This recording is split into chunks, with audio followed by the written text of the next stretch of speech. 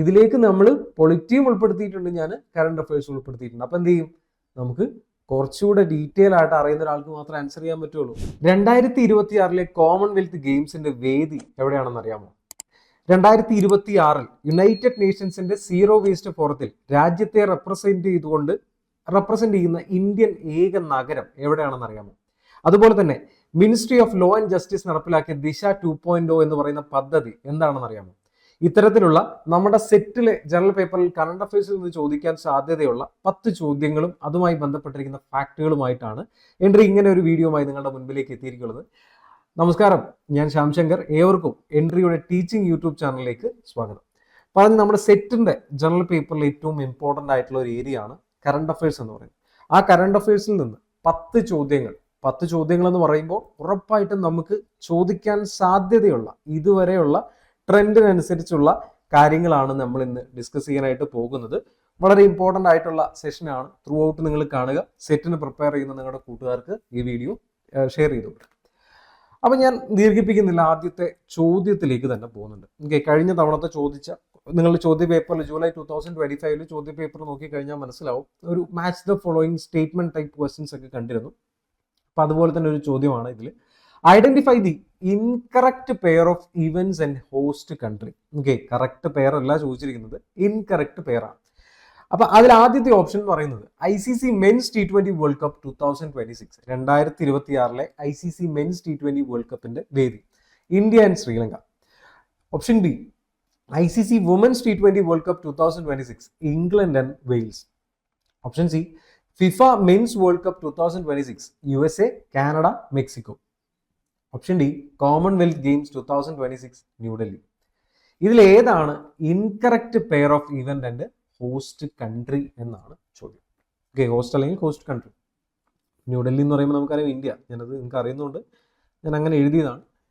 അപ്പം ഇവിടെ ഏതാണ് തെറ്റായി കൊടുത്തിരിക്കുന്ന പെയർ എന്ന് പറയാം. നമുക്കറിയാം ICC T20 വേൾഡ് കപ്പ് 2026 പുരുഷന്മാരുടെ ചാമ്പ്യൻസ് ആയ രാജ്യത്തിന്റെ പേര് ഇന്ത്യ തന്നെയാണ്. ഇതിന് മുമ്പുണ്ടായിരുന്ന വേൾഡ് കപ്പിലും ചാമ്പ്യൻസ് ഇന്ത്യ തന്നെയാണ്, ഒരു സംശയമില്ല. 24ലും 26ലും ഇന്ത്യ തന്നെയാണ് ചാമ്പ്യൻസ്.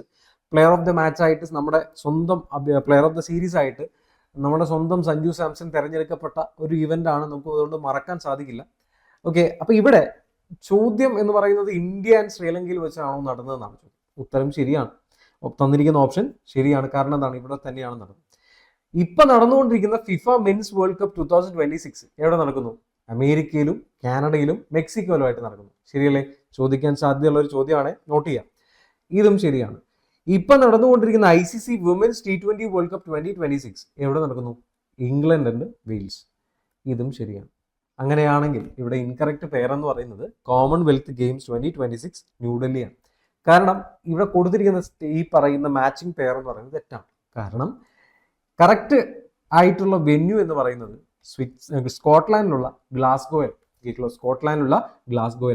അപ്പൊ കോമൺവെൽത്ത് ഗെയിംസ് 2026ന്റെ വേദി എന്ന് പറയുന്നത് ഗ്ലാസ്ഗോയാണ്, സ്കോട്ട്ലാൻഡ് ആണ് എന്നുള്ളത് മറക്കാതെ നോട്ട് ചെയ്യുക. കാരണം ഇത് ചോദിക്കാൻ സാധ്യതയുണ്ട്. കഴിഞ്ഞ തവണ ഇതുപോലൊരു ചോദ്യം ചോദിച്ചിരുന്നു. അപ്പൊ ഇനി ചോദിക്കുകയാണെങ്കിൽ നമുക്ക് വിട്ടുപോകണ്ട. ഗ്ലാസ്ഗോ സ്കോട്ട്ലാൻഡ് ആണ് 2026 കോമൺവെൽത്ത് ഗെയിംസിന്റെ വേദിയാവാൻ പോകുന്ന ഇതെന്ന് പറയും.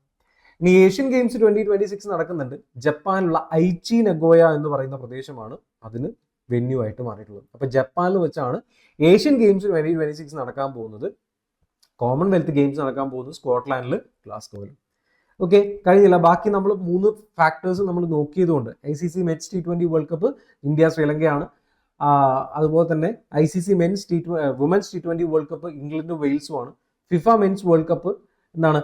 USA, കാനഡ, മെക്സിക്കോ ആണ്. ക്ലബ്ബ് വേൾഡ് കപ്പ് ഉണ്ടായിരുന്നു, അതും അമേരിക്കയിലാണ്, നിങ്ങൾക്ക് അറിയാവുന്നതാണ്. അപ്പൊ ഇതിൽ മറ്റ് ചില കാര്യങ്ങൾ കൂടിയുണ്ട് 2026. അതുകൂടി ഒന്ന് നോട്ട് ചെയ്യാം. 2026 വിന്റർ വേൾഡ് യൂണിവേഴ്സിറ്റി ഗെയിംസ് നടക്കുന്നത് ഇറ്റലിയിലാണ്. ടൊറിനോ എന്ന് പറയുന്ന പ്രദേശത്താണ് ഇത് നടക്കുന്നത്. അപ്പൊ ഇറ്റലിയിലെ ടൊറിനോ എന്ന് പറയുന്ന നഗരത്തിലാണ് വിന്റർ വേൾഡ് യൂണിവേഴ്സിറ്റി ഗെയിംസ് 2025 നടന്നത്. ഓക്കെ, 2025 നടന്നത്. ഇനി അങ്ങോട്ട് നടക്കാൻ പോകുന്ന winter Olympics. Okay, winter Olympic games എന്ന് പറയുന്നത് 2026 മിലാനോ കോർട്ടന എന്ന് പറയുന്ന ഇറ്റലിയിലെ നഗരത്തിലാണ് നടക്കാനായിട്ട് പോകുന്നത്. അപ്പൊ വേൾഡ് യൂണിവേഴ്സിറ്റി ഗെയിംസ് 2025 ആണെങ്കിലും വിന്റർ ഒളിമ്പിക് ഗെയിംസ് 2026 ആണെങ്കിലും വിന്റർ പാരാലിമ്പിക് ഗെയിംസ് 2026 ആണെങ്കിലും ഉത്തരം ഇറ്റലിയാണ്. ഓക്കെ, ചെറിയ ആ സിറ്റികൾ തമ്മിൽ മാത്രമേ മാറി പോകുന്നുള്ളൂ. വിന്റർ വേൾഡ് യൂണിവേഴ്സിറ്റി ആണെങ്കിൽ 2025 ടോറിനോ എന്ന് പറയുന്ന സ്ഥലത്ത് വെച്ച് നടന്നതാണ്. ഇനി ഒളിമ്പിക് ഗെയിംസും പാരാലിമ്പിക് ഗെയിംസും മിലാനോ കോർട്ടന എന്ന് പറയുന്ന പ്രദേശത്താണ്. ഓക്കെ, അപ്പൊ മറക്കാതെ നോട്ട് ചെയ്ത് വെക്കുക. കോമൺവെൽത്ത് ഗെയിംസ് നടക്കുന്നത് ഗ്ലാസ്ഗോയിലാണ്, സ്കോട്ട്ലാൻഡ്. ഓക്കെ, ഇനി ഏഷ്യൻ ഗെയിംസ് എന്ന് പറയുന്നത് Aichi Nagoya, Japan. Winter world university games 2025 Torino, Italy. Winter Olympic Games 2026 Milano Cortina, Italy. പാരാലിമ്പിക്സും മിലാനോ തന്നെയാണ്, ഒരു ഓപ്ഷനും മാറ്റില്ല. ക്ലിയർ അല്ലേ? അപ്പോൾ ഒരു ചോദ്യം ഇതിൽ നിന്ന് 6-7 പ്രധാനപ്പെട്ട പോയിന്റ്സ് നമ്മൾ പഠിച്ചിട്ടുണ്ട്. അപ്പോൾ ഇമ്പോർട്ടൻ്റ് ആണെന്ന് നോട്ട് ചെയ്ത് പഠിക്കാം. ഓക്കെ, ഒന്നാമത്തെ ചോദ്യം ഓക്കെ അല്ലേ? ഓക്കെ ആണെന്ന് വിചാരിച്ചുകൊണ്ട് അടുത്ത ക്വസ്റ്റ്യനിലേക്ക് പോകുന്നു. Which is the only Indian city selected to represent the country and at the United Nations zero waste forum to be held in Istanbul in Turkey in June 2026? നമുക്ക് വരാൻ പോകുന്ന ഒരു ചോദ്യമാണ്, അതുകൊണ്ടാണ് ഞാൻ ആ ഒരു ഫോർമാറ്റിൽ കൊടുത്തത്. 2026 ജൂൺ മാസത്തിൽ സീറോ വേസ്റ്റ് ഫോറത്തിന്റെ ഭാഗമായി യുണൈറ്റഡ് നേഷൻസിൽ റെപ്രസെന്റ് ചെയ്യുന്ന, ടർക്കിയിൽ ഇസ്താൻബുളിൽ വെച്ച് നടക്കുന്ന അതിൽ റെപ്രസെന്റ് ചെയ്യുന്ന ഏക ഇന്ത്യൻ നഗരം ഏതാണ്? മൈസൂരു കർണാടക, വർക്കല കേരള, ഇൻഡോർ മധ്യപ്രദേശ്, പനജി ഗോവ. അതിൽ ഏത് ഇന്ത്യൻ നഗരമാണ് ഈ പറയുന്ന ടർക്കിയിൽ സീറോ വേസ്റ്റ് ഫോറത്തിന്റെ ഭാഗമായിട്ട് റെപ്രസെന്റ് ചെയ്യുന്ന ഇന്ത്യൻ നഗരം? വലിയ സംശയമൊന്നുമില്ല, നമുക്ക് കുറച്ചുകൂടെ അഭിമാനിക്കാൻ പറ്റുന്ന ഒരു കാര്യമാണ്. കേരളത്തിന്റെ ഹരിത കേരള മിഷന്റെ ഭാഗമായിട്ടൊക്കെ വരുന്ന ഇതിന്റെ ഭാഗമായിട്ട് നമ്മൾ ഒരു ആദരവ് എന്നുള്ള രീതിയിലൊക്കെ നമുക്കിത് കൺസിഡർ ചെയ്യാൻ പറ്റും. വർക്കലയാണ് ഇതിന് ശരിയായിട്ടുള്ള ഉത്തരം. അപ്പൊ യുണൈറ്റഡ് നേഷൻസിന്റെ സീറോ വേസ്റ്റ് ഫോറം, ഓക്കെ, അത് ടർക്കിയിലാണ്, ഇസ്താൻബുൾ എന്ന് പറഞ്ഞ സ്ഥലത്താണ് ഇവ നടന്നത്. അപ്പൊ അവിടെ ഈ നടന്നതിൽ ഇന്ത്യ റെപ്രസെന്റ് ചെയ്ത് വന്ന ഏക ഇന്ത്യൻ സിറ്റി എന്ന് പറയുന്നത് കേരളത്തിൽ നിന്നുള്ള വർക്കലയാണ്. ഓക്കെ, വർക്കല മുനിസിപ്പാലിറ്റി ആണത് സെലക്ട് ചെയ്തിട്ടുള്ളത്. കാരണം യുണൈറ്റഡ് നേഷൻസിന്റെ സീറോ വേസ്റ്റ് ഫോറം ഇത് വളരെ പ്രധാനപ്പെട്ട ഒരു സംഭവമാണ്. കാരണം ഇനി വരാൻ പോകുന്ന യുണൈറ്റഡ് നേഷൻസിന്റെ ക്ലൈമറ്റ് ചേഞ്ച് കോൺഫറൻസ്, COP എന്ന് പറയും അല്ലെ, ക്ലൈമറ്റ് ചേഞ്ച് കോൺഫറൻസ് COP 31 ഒരു പദ്ധതികളുമായിട്ട് ബന്ധപ്പെട്ടാണ് സീറോ വേസ്റ്റ് ഫോറം ഒക്കെ നടപ്പിലാക്കിയത്. ജൂൺ 5 മുതൽ 7 വരെ നമ്മുടെ ടർക്കിയിൽ ഇസ്താൻബുളിൽ വെച്ചാണ് നടന്നത്. അപ്പോൾ ലോകത്തെ പ്രധാനപ്പെട്ട ഗ്ലോബൽ മിനിസ്റ്റേഴ്സും മേയേഴ്സും അതുപോലെ തന്നെ എൻവയോൺമെന്റൽ എക്സ്പേർട്സും ഒക്കെ, പരിസ്ഥിതി പ്രവർത്തകരൊക്കെ തന്നെ പങ്കെടുത്തിരുന്ന ഒരു സംഭവമാണ്. സസ്റ്റൈനബിൾ ആയിട്ടുള്ള എക്കണോമിക് പ്രാക്ടീസസ് അതിന് മുന്നോട്ട് വയ്ക്കുന്നു. അത് എന്തൊക്കെ വേണം, അത് ഇനി വരാൻ പോകുന്ന ക്ലൈമറ്റ് ചേഞ്ചിന്റെ കോൺഫറൻസിന് മുന്നോടിയായിട്ടുള്ള ഒരു ചർച്ച പോലെയൊക്കെയാണ് സീറോ വേസ്റ്റ് ഫോറം നടപ്പിലാക്കിയത്. അതിലേക്ക് സെലക്ട് ചെയ്യപ്പെട്ട ഏക ഇന്ത്യൻ നഗരം വർക്കലയാണ് കേരളത്തിൽ നിന്ന്. ഓക്കെ, അപ്പോൾ COP 31 എന്ന് പറയുന്ന ഒരു പോയിന്റ് വളരെ ഇമ്പോർട്ടൻ്റ് ആണ്. നമുക്ക് പ്രത്യേകിച്ച് നമ്മളുടെ പരീക്ഷയ്ക്ക് ഈ പറയുന്ന പരിസ്ഥിതി അത്തരത്തിലുള്ള മേഖലകളിൽ നിന്നുള്ള ചോദ്യങ്ങൾ സാധാരണഗതിയിൽ കണ്ടുവരാറുണ്ട്. അപ്പോൾ മറക്കാതെ നോട്ട് ചെയ്ത് വെക്കുക. സീറോ വേസ്റ്റ് ഫോറം 2026 നിന്നുകൊണ്ട് ഇന്ത്യ റെപ്രസെന്റ് ചെയ്ത ഏക നഗരം എന്ന് പറയുന്നത് വർക്കലയാണ്. വർക്കല മുനിസിപ്പാലിറ്റി ആണത് സെലക്ട് ചെയ്തിട്ടുള്ളത്.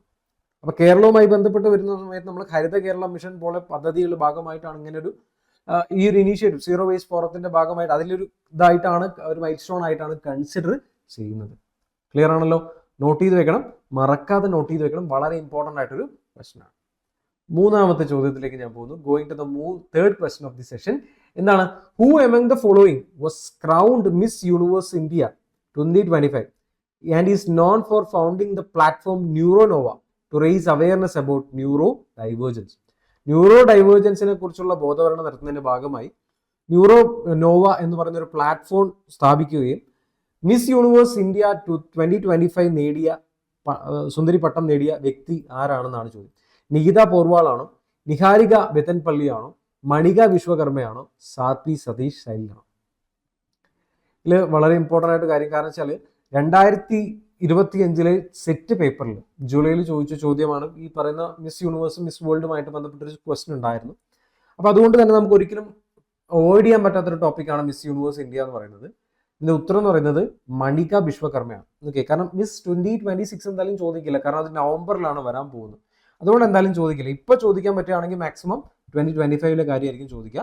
അപ്പൊ മണിക വിശ്വകർമ്മ എന്ന് പറയുന്നത് രാജസ്ഥാൻകാരിയാണ്. അവരാണ് എന്ത് ചെയ്യുന്നത്, ഇന്ത്യ റെപ്രസെന്റ് ചെയ്തുകൊണ്ട് ഇന്ത്യയിലെ ഏറ്റവും മികച്ച മിസ് യൂണിവേഴ്സ് പട്ടം 2025 സ്വന്തമാക്കിയത്. മിസ് യൂണിവേഴ്സ് ഇന്ത്യ എന്ന് പറയുന്നത് സ്വന്തമാക്കിയത് ഓഗസ്റ്റ് 2025 നടന്നത്. അതിൽ നിന്ന് തിരഞ്ഞെടുക്കപ്പെട്ട അവർ തന്നെയായിരുന്നു മിസ് യൂണിവേഴ്സ് പേജനിൽ 74th മിസ് യൂണിവേഴ്സ് പേജനിൽ തായ്ലൻഡിൽ വെച്ച് പങ്കെടുക്കുകയൊക്കെ ചെയ്തു. പക്ഷേ അതിൽ 30ാമത്തെ ഏകദേശം എത്താനേ അവർക്ക് സാധിച്ചുള്ളൂ, നേടാനൊന്നും സാധിച്ചില്ല. പക്ഷേ ഇത് ഓർത്ത് വയ്ക്കുക, മിസ് യൂണിവേഴ്സ് ഇന്ത്യ നേടിയത് ആരാണ് ചോദിക്കുകയാണെങ്കിൽ രാജസ്ഥാനിൽ നിന്നുള്ള മണിക വിശ്വകർമ്മയാണ്. ഓക്കെ, മണിക വിശ്വകർമ്മ. ഓക്കെ, അപ്പം നോട്ട് ചെയ്ത് വെക്കേണ്ട 3 പ്രധാനപ്പെട്ട പോയിന്റായി. ആദ്യം നമ്മൾ പറഞ്ഞിരുന്നു ഇവൻസുമായിട്ട് ബന്ധപ്പെട്ട് കണക്ട് ചെയ്ത കാര്യം പറഞ്ഞു. 2 നമ്മൾ പ്രധാനമായിട്ടും പറഞ്ഞൊരു കാര്യം നമ്മൾ വർക്കലയിൽ നിന്ന് സെലക്ട് ചെയ്തു എന്ന് നമ്മൾ പറഞ്ഞു.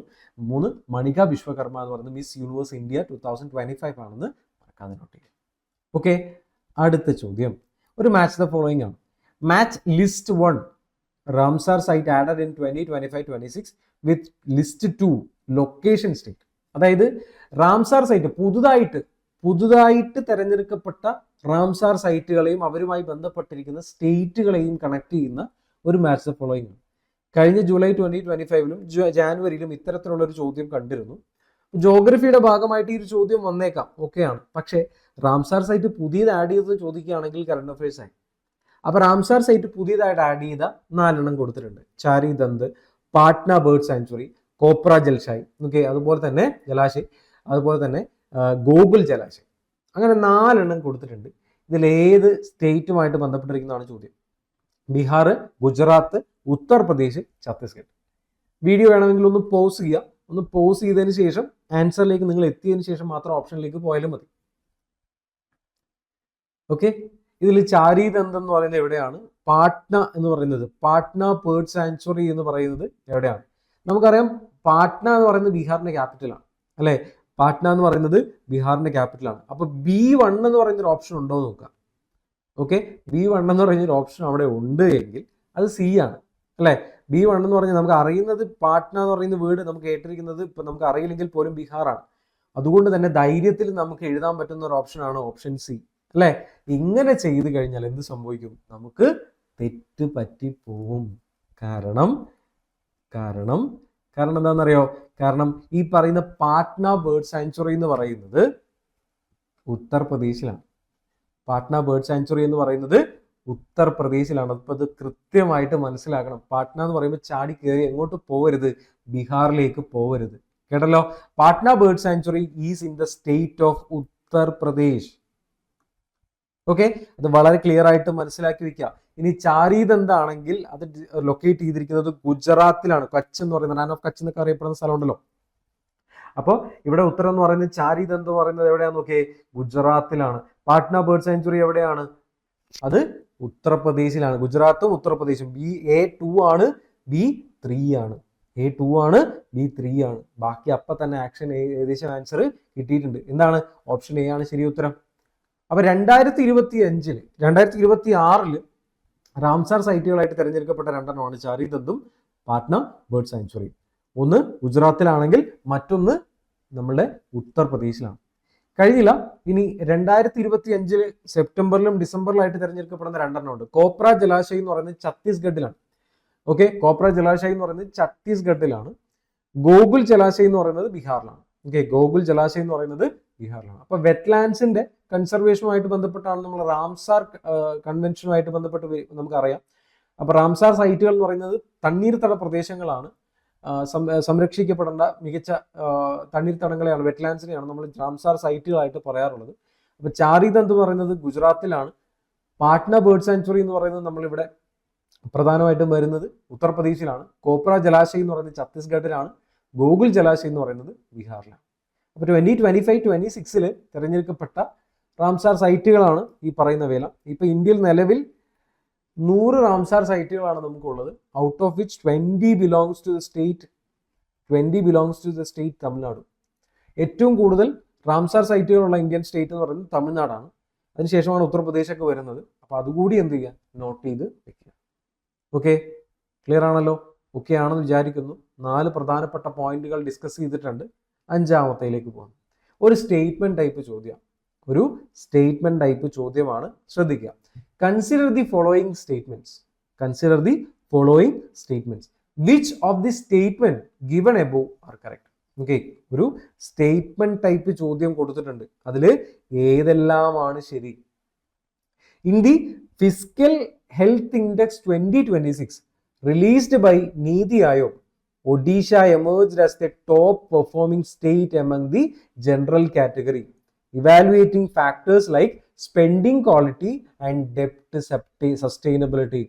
ഓക്കെ, നമ്മളുടെ ചിലവഴിക്കുന്ന എബിലിറ്റി അല്ലെങ്കിൽ നമ്മുടെ ക്വാളിറ്റി, സ്പെൻഡിങ് എന്ന് വെച്ചാൽ പൈസ ചിലവാക്കുക അല്ലെ, ഡെപ്റ്റ് സസ്റ്റൈനബിലിറ്റി എന്ന് വെച്ചാൽ എന്താ, കടത്തിന്റെ ഇതുമായിട്ട് ബന്ധപ്പെട്ട് വരുന്നൊരു കാര്യമാണ്. ഓക്കെ, അതില് ഫിസിക്കൽ ഹെൽത്ത് ഇൻഡെക്സ് 2026 നോക്കുമ്പോൾ ഒന്നാമതെത്തിയിരിക്കുന്ന ടോപ്പ് പെർഫോമിംഗ് സ്റ്റേറ്റ് ഏതാണ്? ഓക്കെ, രണ്ടാമത്തെ സ്റ്റേറ്റ്മെന്റ് നോക്കി, ദ സെൻട്രൽ ഗവൺമെന്റ് അപ്രൂവ്ഡ് ദിശ 2.0, an upgraded 5-year central sector scheme aimed at scaling up citizen outreach to advance access to justice under Article 39A of Indian Constitution. Indian ഭരണഘടനയുടെ article 39A connect ചെയ്യുകയും ഇതിലേക്ക് നമ്മൾ പൊളിറ്റിയും ഉൾപ്പെടുത്തിയിട്ടുണ്ട്, ഞാൻ current affairs ഉൾപ്പെടുത്തിയിട്ടുണ്ട്. അപ്പം എന്ത് ചെയ്യും, നമുക്ക് കുറച്ചുകൂടെ ഡീറ്റെയിൽ ആയിട്ട് അറിയുന്ന ഒരാൾക്ക് മാത്രമേ ആൻസർ ചെയ്യാൻ പറ്റുള്ളൂ. ഇങ്ങനെ ഈ രീതിയിലുള്ള ചോദ്യങ്ങൾ ഉണ്ടായിക്കോളാൻ നിർബന്ധമില്ല, പക്ഷേ നമ്മൾ മാക്സിമം നല്ല രീതിയിലുള്ള ക്വസ്റ്റ്യൻസ് വർക്കൗട്ട് ചെയ്ത് കഴിഞ്ഞാൽ നമുക്ക് എന്ത് ചെയ്യും, സിമ്പിളായിട്ട് കാര്യങ്ങൾ ചെയ്യാനായിട്ട് പറ്റും. അപ്പോൾ ഇതിൽ ഉത്തരം എന്ന് പറയുന്നത്, അല്ലെങ്കിൽ ഇതിൽ ഏതാണ് ശരി എന്നാണ് ചോദ്യം. ഇതിൽ നോക്കുക, നിങ്ങൾ ഈ രണ്ട് സ്റ്റേറ്റ്മെന്റ് ഒന്ന് പൗസ് ചെയ്ത് വായിച്ച് നോക്കുക. ഓക്കെ, എന്നിട്ട് 1 ഓൺലി ആണ്, 2 ഓൺലി ആണ്, നെയ്തർ 1 nor 2 ആണ്, അതോ ബോത്ത് 1 and 2 ആണ്? ഇതിൽ ഏതാണ് ശരി എന്നാണ് ചോദ്യം. ഫിസിക്കൽ ഹെൽത്ത് ഇൻഡെക്സ് നോക്കുന്ന സമയത്ത് 2026 ടോപ്പ് പെർഫോമിംഗ് സ്റ്റേറ്റ് എന്ന് പറയുന്നത് ഒഡീഷ തന്നെയാണ്. ഒഡീഷ കഴിഞ്ഞ് പിന്നെ ഗോവ, അങ്ങനെയാണ് താഴോട്ട് പോകുന്നത്. അതിൽ ഈ പറയുന്ന ഫാക്ടർ എല്ലാം തന്നെ ശരി തന്നെയാണ്, ഇതിൽ മാറ്റമൊന്നുമില്ല. ഇനി സെൻട്രൽ ഗവൺമെന്റിന്റെ ministry of law and justice, okay, ministry of law and justice, okay, എന്താണ് അവർ നടപ്പിലാക്കിയ എല്ലാ ആളുകളിലേക്കും നീതി, അതായത് പാർശ്വവൽക്കരിക്കപ്പെടുന്ന മാർജിനലൈസ്ഡ് ആയിട്ടുള്ള ആളുകൾക്കും പാവപ്പെട്ട ആളുകൾക്കും ഒക്കെ ഈ പറയുന്ന ജസ്റ്റിസ് എന്ന് പറയുന്നത്, നീതി എന്ന് പറയുന്നത് നടപ്പിലാക്കുന്നതിന് വേണ്ടിയിട്ട് എന്താ പറയുക, ന്യായ് സേതു എന്ന് പറയുന്ന ഒരു ചാറ്റ് ബോട്ടൊക്കെ ആരംഭിച്ചിട്ടുണ്ട് ഇതിന്റെ ഭാഗമായിട്ട്. അപ്പോൾ അങ്ങനെ ഒരു 5 year സെൻട്രൽ എക്സ്റ്റെൻഡ് ചെയ്തിരിക്കുന്ന ഒരു പദ്ധതി കൂടിയാണ് ദിശ 2.0 എന്ന് പറയുന്നത്. ഇതും ഉത്തരം ശരി തന്നെയാണ്. ഓപ്ഷൻ ഡി ആണ് ഇവിടുത്തെ ശരിയായിട്ടുള്ള ഉത്തരം.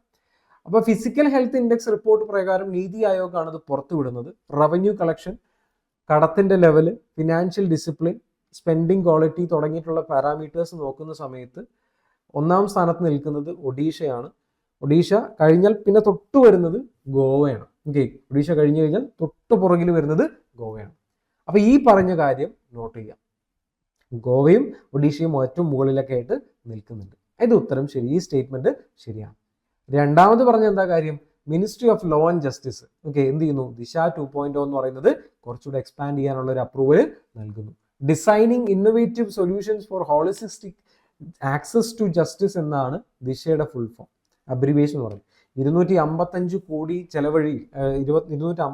കോടി ചെലവഴിച്ച് 5 വർഷത്തേക്കാണ് ഈ ഒരു പദ്ധതി നടപ്പിലാക്കിയിരിക്കുന്നത്. നമുക്കറിയാം ഇന്ത്യൻ ഭരണഘടനയിൽ ആർട്ടിക്കിൾ 14 21 39A, അതായത് free legal aid, right to leave, right to privacy തുടങ്ങിയിട്ട് വരുന്ന ആർട്ടിക്കിൾ 21, റൈറ്റ് ഇക്വാളിറ്റി വരുന്ന ഈ പറയുന്ന കാര്യങ്ങളെല്ലാം കണക്ട് ചെയ്ത് വരുന്നതാണ് ജസ്റ്റിസ് എന്ന് പറഞ്ഞ ഈ പറയുന്ന ആക്സസ് ടു ജസ്റ്റിസ് എന്ന ഉദ്ദേശത്തോടു കൂടി വരുന്ന ദിശ 2.0.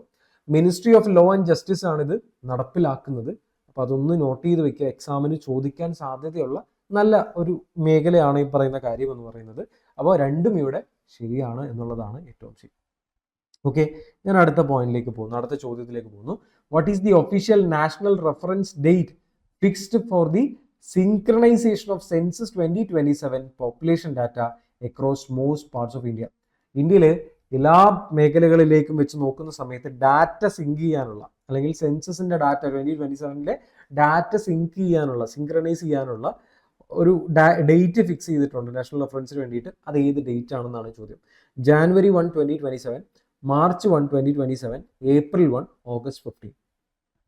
അതായത് സെൻസസ് 2027 ഡാറ്റ സിൻക്രണൈസ് ചെയ്യാനുള്ള ഒരു മാർജിനലൈസ്ഡ് ഡേറ്റ് കൊടുത്തിട്ടുണ്ട്. റെഫറൻസ് ഡേറ്റ് ഏതാണെന്നാണ് ചോദ്യം. സെൻസസിൽ നിന്ന് എൻ്റെ പ്രിയപ്പെട്ട കൂട്ടുകാരെ ശ്രദ്ധിക്കുക, സെൻസസിൽ നിന്നൊരു ചോദ്യം ഉറപ്പാണ്. കാരണം പുതിയ സെൻസസ് ആണ്, ഇപ്പോൾ നടപ്പിലാക്കാനായിട്ട് പോവുകയാണ്. April 1 നമുക്കത് ആരംഭിച്ചിട്ടുണ്ട്. അപ്പോൾ ആ ഒരു കാര്യം വ്യക്തമായിട്ട് മനസ്സിലാക്കുക. ഇത് ഡേറ്റ് കൊടുത്തിരിക്കുന്നത് ഏതാണെന്ന് ചോദിക്കുകയാണെങ്കിൽ March 1 ആണ്. ഓക്കെ, March 1, ഓപ്ഷൻ സി ആണ് ശരിയായിട്ടുള്ള ഉത്തരം. March 1, 00, അതായത് March 1, 00 hours എന്ന് വെച്ചാൽ രാത്രി കുറച്ച് 12 മണിയാണ് ഒഫീഷ്യൽ നാഷണൽ റെഫറൻസ് ആയിട്ട് കൊടുത്തിട്ടുള്ളത്. ഉറപ്പായിട്ട് ഇത് ചോദിക്കാൻ സാധ്യതയുണ്ട്. ഇത് പഠിച്ചു വെച്ചേക്കുക. സെൻസസുമായിട്ട് ബന്ധപ്പെട്ട് ജൂൺ 16 മുതൽ എന്താണ് സെൽഫായിട്ട് നമുക്ക് എന്ത് ചെയ്യാൻ പറ്റും, നമ്മളുടെ ഡീറ്റെയിൽസ് അടിച്ചു കൊടുക്കാനായിട്ടൊക്കെ പറ്റും. അപ്പം നമുക്കൊരു SC നമ്പറൊക്കെ കിട്ടും. നിങ്ങൾക്ക് അറിയാവുന്ന ഒരു കാര്യമാണ്. നിങ്ങൾ സോഷ്യൽ മീഡിയ പോലെയുള്ള കാര്യങ്ങളൊക്കെ യൂസ് ചെയ്യുന്നുണ്ടെങ്കിൽ തീർച്ചയായിട്ടും നിങ്ങൾക്ക് അറിയാവുന്ന ഒരു കാര്യം തന്നെയാണ്. അപ്പോൾ സെൻസസുമായിട്ട് ബന്ധപ്പെട്ട് ഉറപ്പായിട്ടൊരു ചോദ്യമുണ്ട്. അപ്പോൾ നാഷണൽ റെഫറൻസ് ഡേറ്റ് എന്ന് പറയുന്നത് മാർച്ച് 1, 2027. ഓക്കെ, അടുത്ത ചോദ്യം, which Indian space program which Indian space program will directly benefit from the human factor data and crew performance insights collected during Mission Mitra.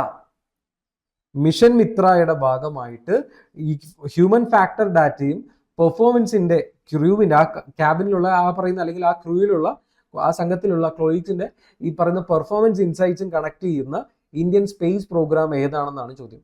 Chandrayaan programme ആണോ, ആദിത്യ L1 ആണോ, ഗഗൻയാൻ ആണോ, ശുക്രയാൻ ആണോ? ഇതിൽ വലിയ ദീർഘിപ്പിക്കേണ്ട കാര്യമൊന്നുമില്ല. നമ്മുടെ സ്പേസുമായിട്ട് ബന്ധപ്പെട്ട് വരുന്ന സമയത്ത് തന്നെ ഉത്തരം എന്താണ്? ഗഗൻയാനാണ്, അല്ലേ? ഗഗൻയാൻ. മിഷൻ മിത്ര എന്ന് പറയുന്ന ഒരു പദ്ധതി എന്താണെന്ന് വെച്ച് കഴിഞ്ഞാൽ ഗഗൻയാത്രി അല്ലെങ്കിൽ ഇന്ത്യൻ സ്പേസ് ആസ്ട്രോണറ്റ്സിന് അവർക്ക് വേണ്ടി ഒരു അനലോഗ് സ്പേസ് മിഷനാണ് മിഷൻ മിത്ര എന്ന് പറയുന്നത്. അത് കൃത്യമായിട്ട് എന്തിനാന്ന് വെച്ച് കഴിഞ്ഞാൽ നമുക്ക് ഗ്രൗണ്ട് കൺട്രോൾ കൃത്യമായിട്ട് പ്രൊവൈഡ് ചെയ്യാൻ, അവിടെ നിന്ന് അങ്ങോട്ട് പോയിട്ടുള്ള ടീമിൻ്റെ അവരുടെ സ്പേസ് ഫ്ലൈറ്റ് പ്രോഗ്രാം കൃത്യമായിട്ട് നമുക്ക് ട്രാക്ക് ചെയ്യാനും കൺട്രോൾ ചെയ്യാനുള്ള ഒരു പദ്ധതിയാണ് മിഷൻ മിത്ര എന്ന് പറയുന്നത്. മിഷൻ മിത്രയുടെ ആദ്യ ഇനീഷ്യൽ സ്റ്റേജ് എന്ന് പറയുന്നത് ലഡാക്കിൽ വെച്ചിട്ട് ലേയിൽ വെച്ച് എന്ത് ചെയ്തിട്ടുണ്ട്, സ്റ്റാർട്ട് ചെയ്തിട്ടുണ്ട്. ലോഞ്ച് ചെയ്തിരിക്കുന്നത് അവിടെയായിരുന്നു. 3500 മീറ്ററത്തോളം വരുന്ന ഓൾട്ടിറ്റ്യൂഡിലാണ് ഇത് ലോഞ്ച് ചെയ്തിട്ടുള്ളത്. അത് കൃത്യമായിട്ട് പറയുകയാണെങ്കിൽ നമുക്ക് oxygen level, low temperature, isolation തുടങ്ങിയിട്ടുള്ള കാര്യങ്ങളെല്ലാം തന്നെ എന്ത് ചെയ്യും, ആ ലൊക്കേഷൻ കൃത്യമായിട്ട് സ്ട്രെസ് ചെയ്ത് നമുക്ക് കറക്റ്റായിട്ട് മനസ്സിലാക്കി തരും.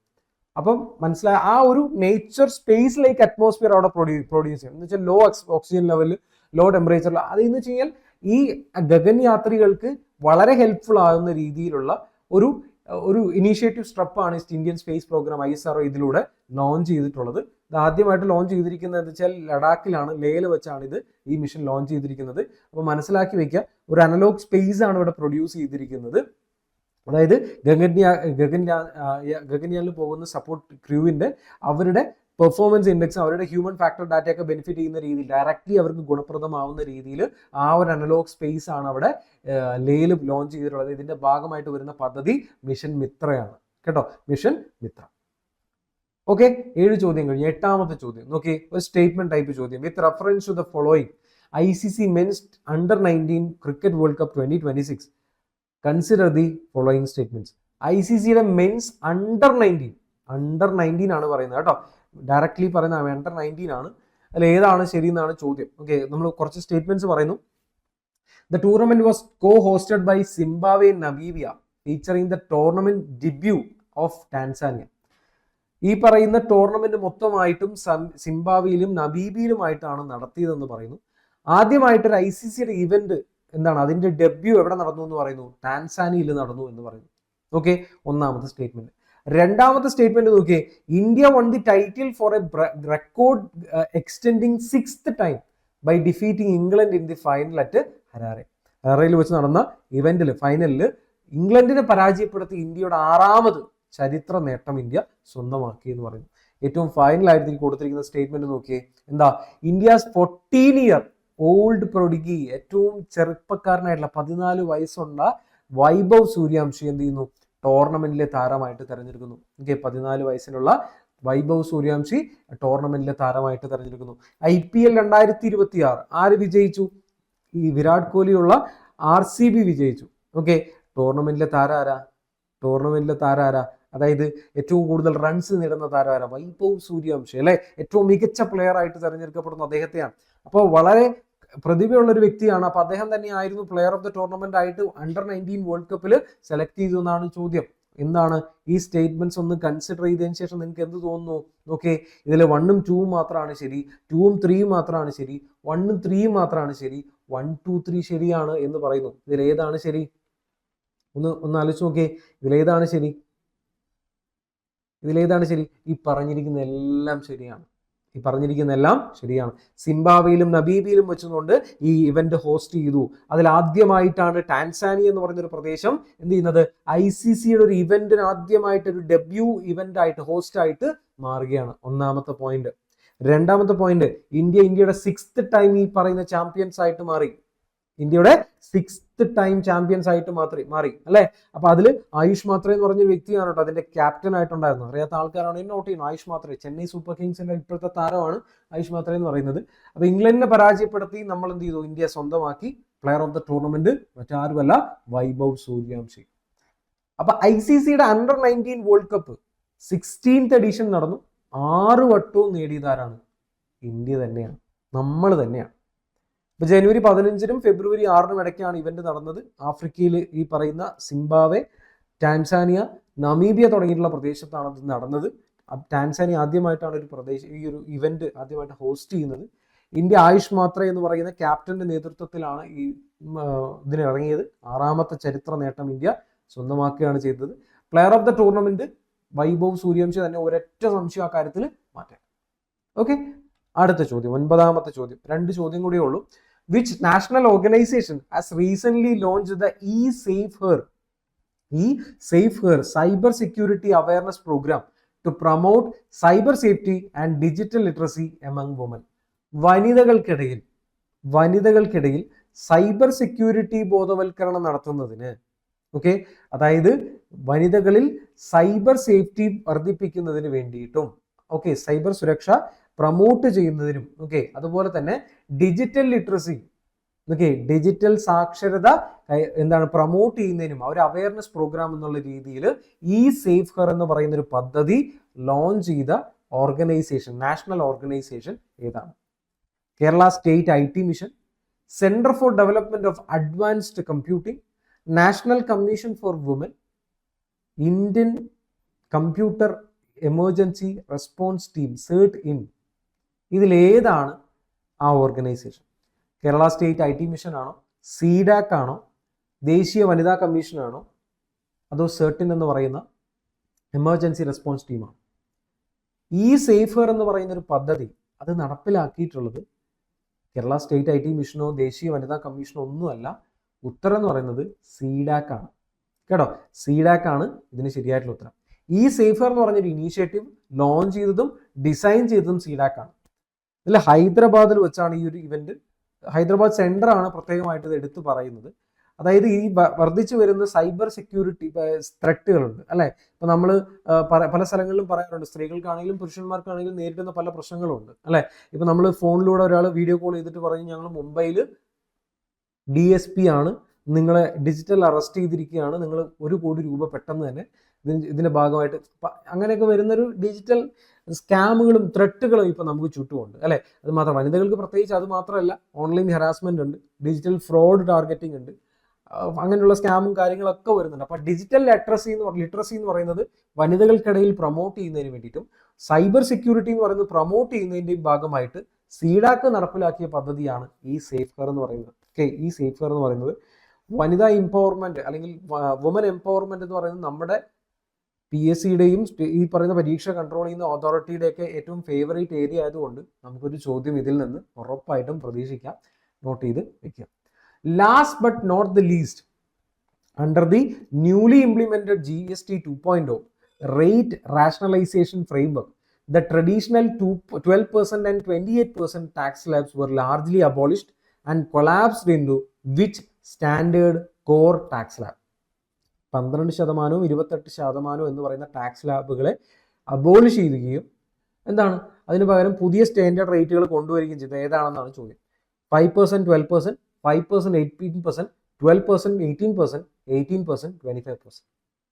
ഇതിൽ ഏതാണ് ശരി എന്ന് വെച്ചാൽ GST സ്ലാബ് റേറ്റുകളൊക്കെ 2.0 പ്രകാരം മാറ്റിയിട്ടുണ്ട് അല്ലെ.